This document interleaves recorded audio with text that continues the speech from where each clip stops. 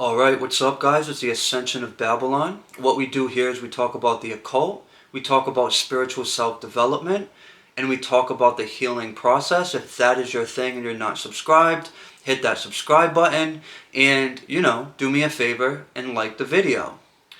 Now, we're going to be talking about why we create reality experiences where people hate us, where people have an ill will towards us, and maybe they're even doing certain things to potentially try to make our lives harder.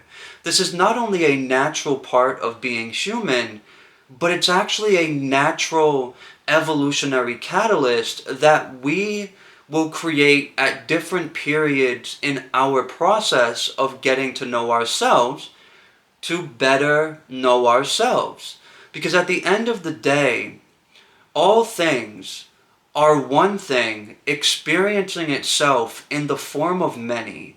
And what this implies is that even though I'm Zachary and you're whoever you are, we are actually parts of each other. So let's say I have a negative experience with you, the viewer. Well, this could potentially indicate that I might have a negative relationship with the part of myself that you're actually a physical representation of. We don't ever create or attract anything randomly.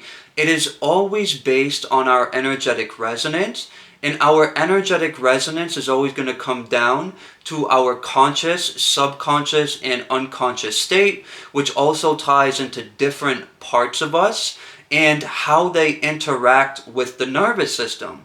So if we have a very dysregulated nervous system, we're going to see that dysregulation show up in our external reality in different ways. And it's, in many ways of looking at it, it's certain parts of us that are trying to get our attention so we can communicate with them and we can start reintegrating some of those parts to operate from more of a unified field of awareness rather than operating from a state of fragmentation that is usually going to translate to unhealthy coping, unhealthy relationships, identity addictions, attaching to certain beliefs and things of that nature, whatever it might be.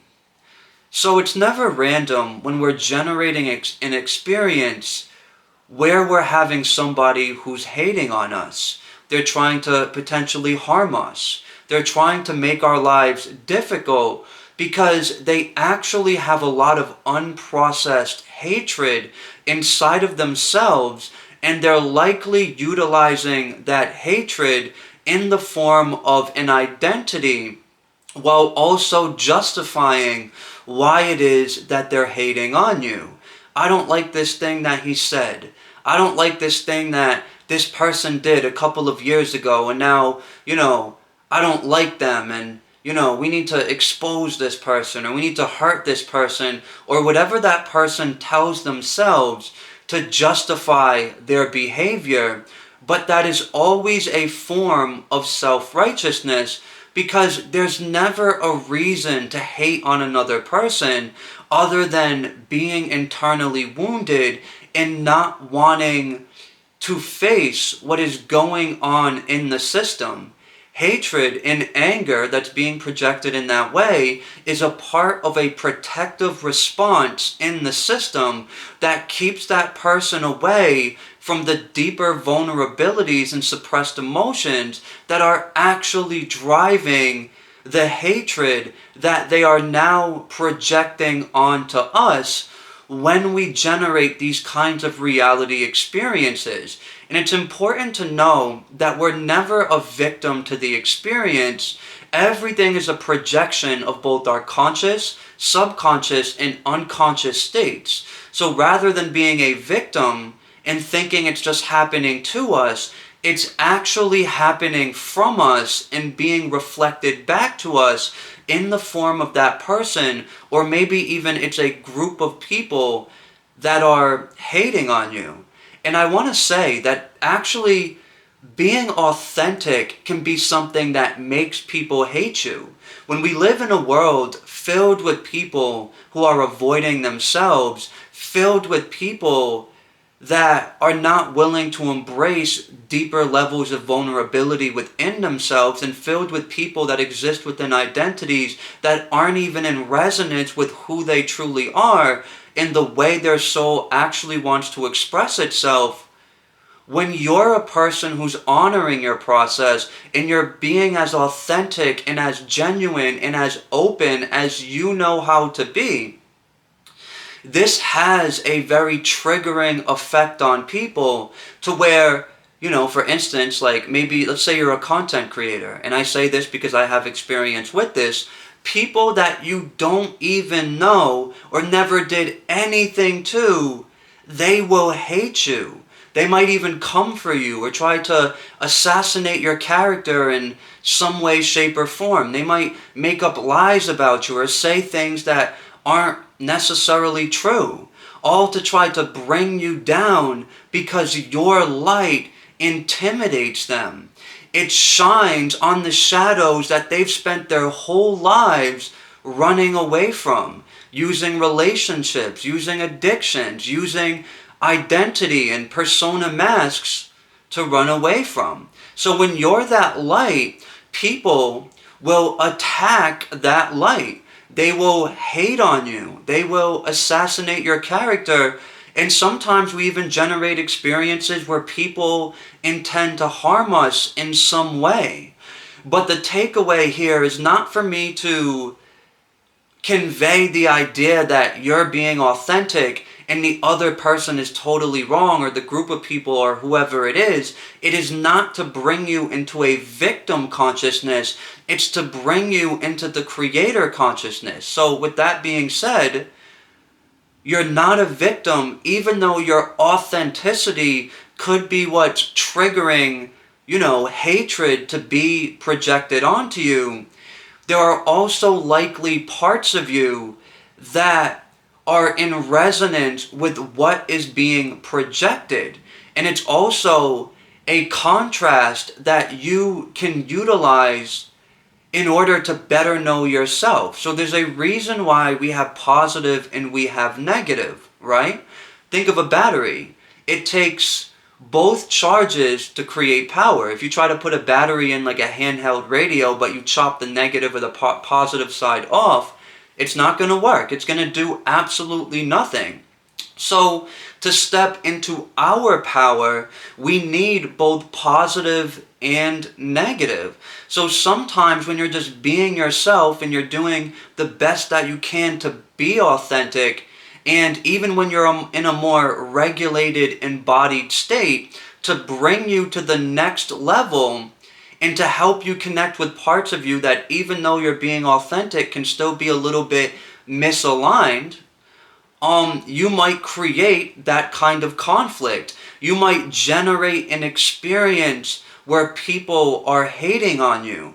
And that's okay. Remember, those are parts of you, and those are very wounded people. You don't have to necessarily, you don't have to, here's what I want to say. You don't have to engage with them. You don't have to fight against the people. You don't have to add to the energetic momentum that they're already projecting onto you. But use the time to actually get in tune with different emotions that are going to be connected to the parts of you that are most likely co-creating that experience of conflict that you're having with those people. And once again, those people are always going to be physical representations of the different parts of you that I was just referring to. The parts of you that are putting you in resonance to be in that kind of reality experience. And this doesn't mean you're wrong. This doesn't mean you need to experience shame or you need to judge yourself or anything like that. It can be a normal part of the evolutionary process to have people who are hating on you. And it can be a normal part of being authentic. Because the same way that their falsehood is the contrast to your authenticity, is the same way that your authenticity is the contrast to their falsehood. But, if they're hating on you in that way, it's likely that this is not information that they're willing to accept just yet.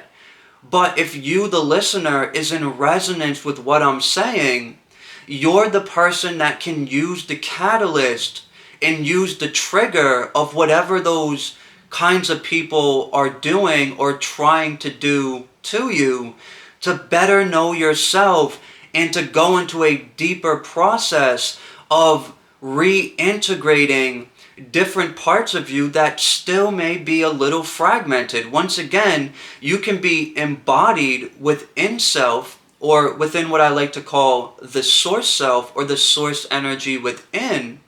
You can be embodied within that on an overall level, but because we're just like, the universe, we are always expanding and we are always evolving. The growth never actually ends.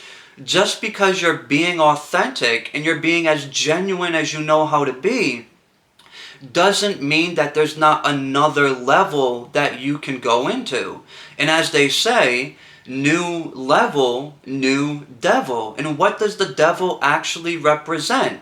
It represents different vices and different addictions and different traumas that we can carry inside of our system.